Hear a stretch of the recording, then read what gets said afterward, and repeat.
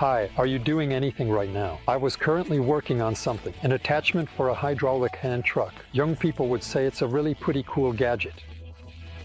He actually built the hydraulic hand truck himself. It doesn't have that much significance.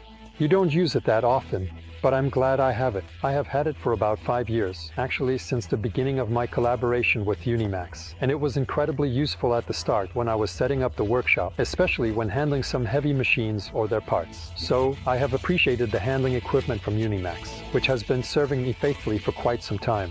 Both the flatbed and the hydraulic lift truck replace another person, without whom I would struggle with handling. But later, they are also useful when assembling furniture or when I was installing a fireplace insert. Perfect. You simply set it to the lowest position, attach the lever to it, and then lift it really smoothly to the height you need.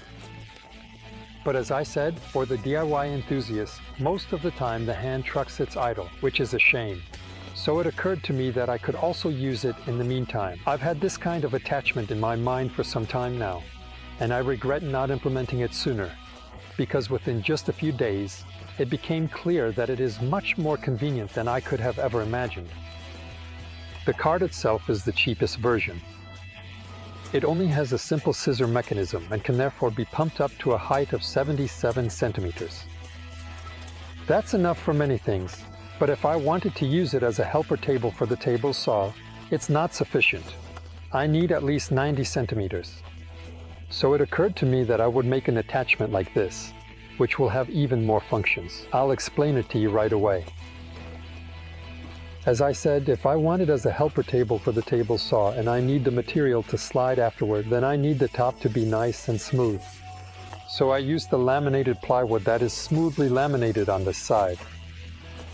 But then I thought that if I wanted to build something on it, like a machine, a mobile extension, a miter saw, or an oscillating sander, it would be a disadvantage that it slips.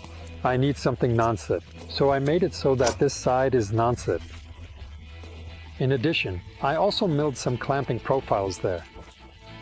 And another thing to prevent it from sliding on the table, besides having a non-slip mat there, which isn't completely foolproof, I was thinking about how to solve it. It occurred to me to make these double-sided stops,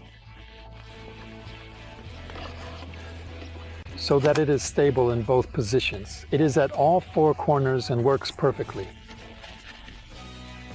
And the entire attachment, or the whole structure, is made practically from one material. And it was from the foil-covered waterproof plywood that I was lucky enough to have in stock from before the prices went up. So it cost me relatively nothing. Of course, today it will be a bit more expensive, but I still think it's worth it. First, I cut it using a plunge saw from a large board, and then I formatted it into the smaller pieces using a table saw. And finally, because I decided to join the corner pieces at a 45 degrees angle, I also had to make beveled cuts. Then I was thinking about how I would connect it, because laminated plywood is quite difficult to glue. Regular woodworking glue doesn't hold on it, not even polyurethane. So I thought about screwing it, but I didn't want to have any screws on this top edge, so in the end, I tried to glue it to the lamellas. Of course, it could also be done with dowels, but in those corner joints, lamellas are better, so I used lamellas everywhere. Here in these corners, there are 10s, and between those posts and those boards, there are larger 20s. As I calculated, the cross-section of the lamellas and their surface area for gluing is actually larger than the corresponding dowels, so it should be stronger than the dowels. However, we can discuss this in another video sometime. And then I just drilled holes for the returned screws into those corner pieces. And here in those movable parts, I had to mill a groove with a diameter of 6 millimeters for those screws. And finally, I had to make these nuts so that all 4 were the same. If you want to see a detailed process of how these nuts are made, you can check out one of my older videos. So I also needed 4 return screws, 4 large washers, and 4 pounding nuts, which are actually inside this.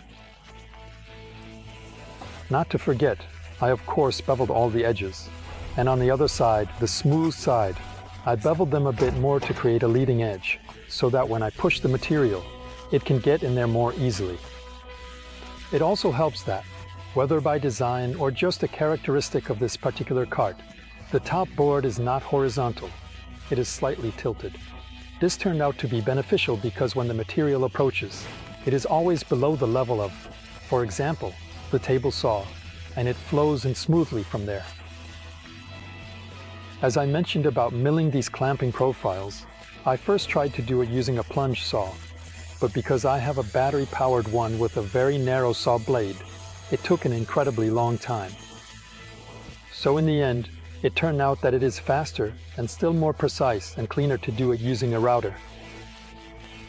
After routing those grooves, it became apparent that the material had weakened quite a bit, so I thought about adding some vertical dividers, which would divide the internal space. That would be a shame because I had already discovered that it was perfect for inserting long items, whether it was a ruler from the saw or some long material, so I was thinking about how to approach it. In the end, I made these washers, which is good because the screws had something to be screwed into. To really strengthen the top board, I also made a post from 4 pieces of waterproof plywood, which I joined together at an angle. And that post fits in there so perfectly that it holds itself up, but I can take it out anytime if needed. As for operating the cart, this is how it is lowered down. And here, with this foot lever, it is pumped up. There is hydraulics, so it is necessary to occasionally address the replacement of hydraulic oil. And because every hydraulic system has some leaks, it is clear, especially if it is under load, that after some time it may drop a little. There are some stops here, with which you can actually fix a specific height. And if you want to fix a different height, you can either make the stops a different length, or you can place some wooden blocks under the stops. And what can I say in conclusion? It is not a full-fledged replacement for a large hydraulic work table, which is of course bigger, differently designed, and I assume also more stable, but several times more expensive. It is really just an attachment for better utilization of such a small hydraulic handling cart, which can be found at quite an interesting price in its basic form. To be fair, and to ensure you have all the information, it needs to be said that compared to some other mobile work tables, this one is relatively heavy. But on the other hand, the ability to adjust the height precisely to the millimeter is invaluable. While until now I always thought about where to hide the cart so that it wouldn't get in my way too much, now I have it out in the open all the time. It's right at my hand, and I can move it around as I need. Even during the few days that I have been using it, it has truly exceeded my expectations. I use it for machines like the oscillating sander, mobile planer, or miter saw, as well as for a completely ordinary side table or for some work on smaller items. And of course, as an auxiliary table during machining, whether on a planer or a table saw. And finally, I have a request for you. If you think of any improvements to the design or have any other ideas on how to use this cart with the attachment, please let me know in the comments below the video.